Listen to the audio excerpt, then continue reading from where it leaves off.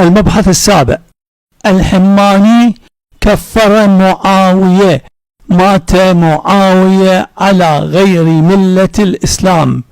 الحماني كفر معاوية، مات معاوية على غير ملة الإسلام عن ابن صدقة.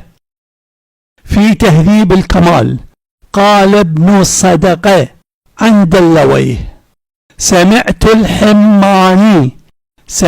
الحماني يقول: مات معاوية على غير ملة الإسلام، كما جاء عن ابن الصدقة عن دلويه كما بينا. إذن ما هو المصدر؟ في تهذيب الكمال. نحن لأسسنا الملعب، نحن أصحاب ملعب الأدلة والحجج والبراهين والحق ونصرة الحق والتوحيد والوصية بالثقلين القرآن والعترة. تركنا فسحة من الوقت كي يتشيطن السلفية والسنة في الدفاع عن خالهم معاوية بالذهاب إلى تهذيب الكمال، وصبرنا كثيرا إلى أن جاء الوقت بفضل الله سبحانه وتعالى، وصار القرار في قطع شيطنة السلفية. إذن نفس المصدر الذي يأتي به السلفية للرد ولإبطال فتاوى ابن حنبل، وللرد ولإبطال فتاوى ابن حنبل وابن الجعد والنيسابوري ودلويه، يذهبون باحتيال فارغ، باحتيال الأغبياء، بشيطنة السفهاء، يذهبون إلى تهذيب الكمال، ولا يعلمون بأن تهذيب الكمال هو المرجع لنا لإثبات فتاوى إضافية تكفر معاوية وتخرج معاوية من الإسلام. إذن في تهذيب الكمال قال ابن صدقة عن دلويه: سمعت الحماني يقول: مات معاوية على غير ملة الإسلام.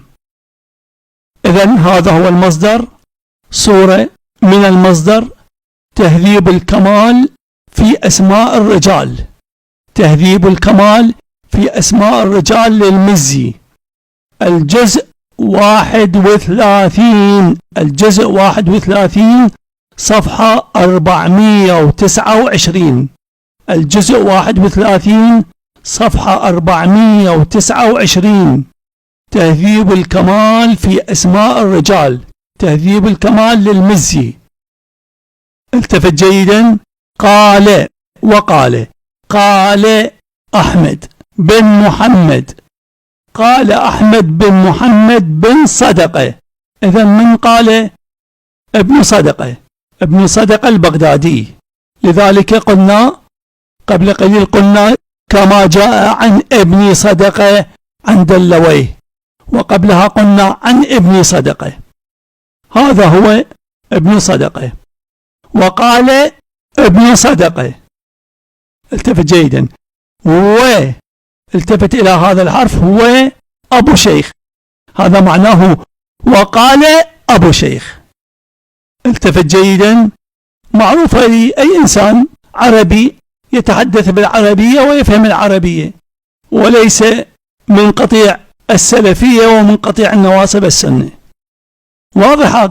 كما هناك يقول: سمعت أبا عبد الله وقال له دلويه، أي سمعت أبا عبد الله وسمعت قول دلويه له، وسمعت أن دلويه قال له، أي سمعت ابن حنبل وسمعت أن دلويه قال له، سمعت أبا عبد الله وسمعت دلويه قال له، أي سمعت ابن حنبل وسمعت دلويه.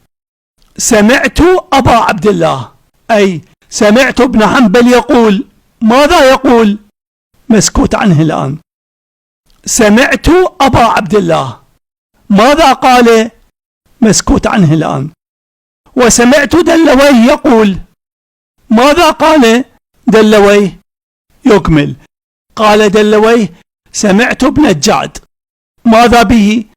ابن الجعد قال أو أفتى مات والله معاوية على غير الإسلام. ماذا بقي في العبارة؟ ماذا بقي في الجملة؟ ماذا بقي في الفتوى؟ بقي أول كلمات، أول جملة في الفتوى، وهي سمعت أبا عبد الله. ماذا يقول؟ ماذا قال؟ سمعت أبا عبد الله. ماذا سمع من أبي عبد الله؟ لا يوجد شيء هنا، لا يوجد شيء هنا، لا يوجد إلا ما موجود في آخر الفتوى: مات والله معاوية على غير الإسلام. إذن النيسابوري قد سمع من اثنين، من ابن حنبل، قد سمع ابن حنبل يقول مات والله معاوية على غير الإسلام، وقد سمع دلويه يقول لابن حنبل سمعت علي بن الجعد يقول مات والله معاوية على غير الإسلام، كما بينا سابقا.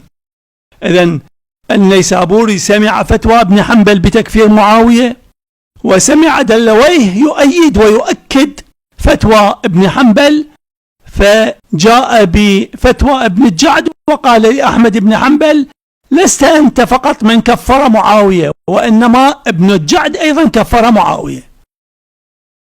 إذن نلتفت إلى ما نقرأ: وقال ابن صدقة عن زياد دلوي. نترك الآن، نترك أبا الشيخ، وهنا أبو الشيخ، نترك هذه الكلمات، نترك هذه الجملة. إذن نقرأ الخط الأول للرواية: وقال ابن صدقة عن زياد بن أيوب الطوسي دلوي. إذن وقال ابن صدقة عن دلوي. واضح الآن؟ مرة أخرى ماذا سنقرأ؟ نقول وقال أبو شيخ عن دلوي. واضح المسألة؟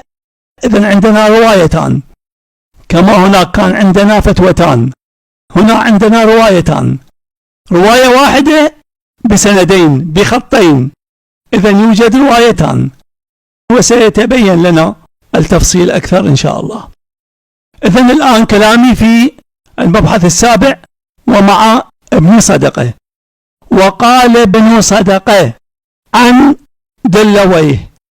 ماذا يقول دلويه؟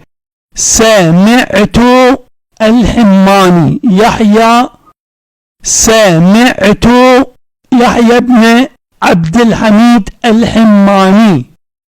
إذن دلويه سمع الحماني. ماذا يقول الحماني؟ بماذا أفتى الحماني؟ أفتى الحماني مات معاوية على غير ملة الإسلام، مات معاوية على غير ملة الإسلام. واضح المسألة؟